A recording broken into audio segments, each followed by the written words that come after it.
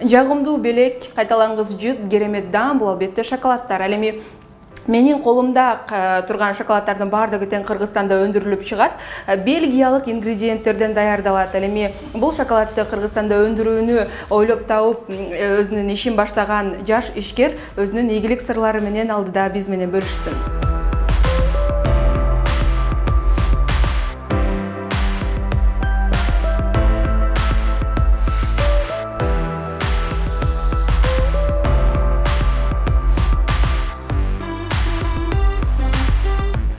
Биринчи мен өзүм университетти Америкада бүткөм. Америкада биринчи биз брейнсторминг дегенди колдонгонбуз да. Ал баардыгыбыз бир столго отуруп идеяларыбызды жазабыз да, эмне кылабыз, кандай болуш керек. Анан досторубузду чакырып, идеябызды айткан, мына ушундай кылсак эмне болот. Алар баардыгы советтерин берип, ушундай болуш керек, вкусун. Анан биринчи вкусун чыгаргандан да элдерди чакырып бергенбиз. Жагабы, жакпайбы деп. Вот анан план кылып, күнүнө план, жумасына план, вот ушинтип эле баштаганбыз. Анан бул идеябыз, түз айтсам, жөн эле стартаптай биринчи болгон да. Көргүм келген, иштейби, болобу, болбойбу деп. Вот анан бизнеске эле өсүп кетти өзү эле. Идеябыз мага 2 жолу келген.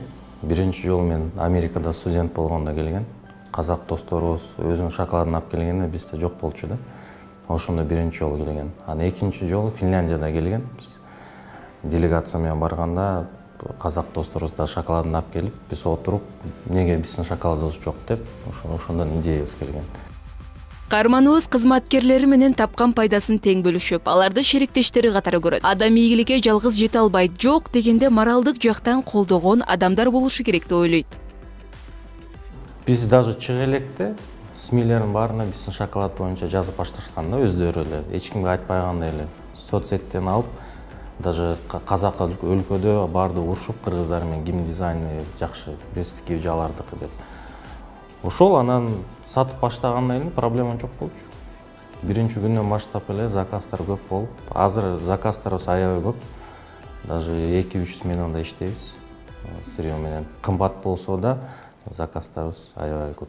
Ошентип идеясын ишке ашырып, АКШдан келгенден кийин дароо эле кичинекей кондитердик цех ачат. Учурда кыргызстандык жарандарга жана чет жактан келген конокторго Кыргызстанда жасалган жана көркөмдүү улуттук стилде кооздолгон кагаздагы улуттук шоколадтарыбыздан даам татып, белекке берүүгө мүмкүнчүлүк түзүлдү.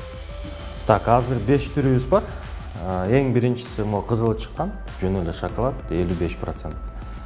Будан кийин идеябыз биздин технологибызга Олег Кушиновго келген. Шоколад с крутом деп. Цехте отурганбыз, анан мага айткан да, пробовал, говорит, шоколад с крутом, нет. Давай сделаем, говорит. Давай. Вот кылып баарына берип, аябай жаккан да баарыначы. Вот эң популярдуу шоколад с крутом эң көп кетет.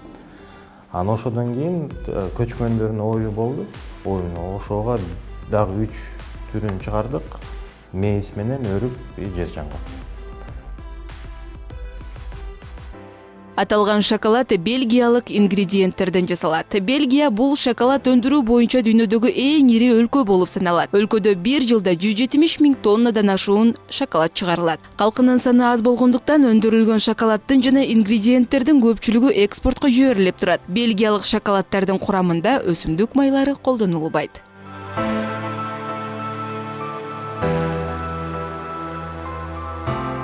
Айжан Нурманбетова, Алтынбек Сакиев, Гүлчоро Казымкулов, New TV Таңманай программасы үчүн.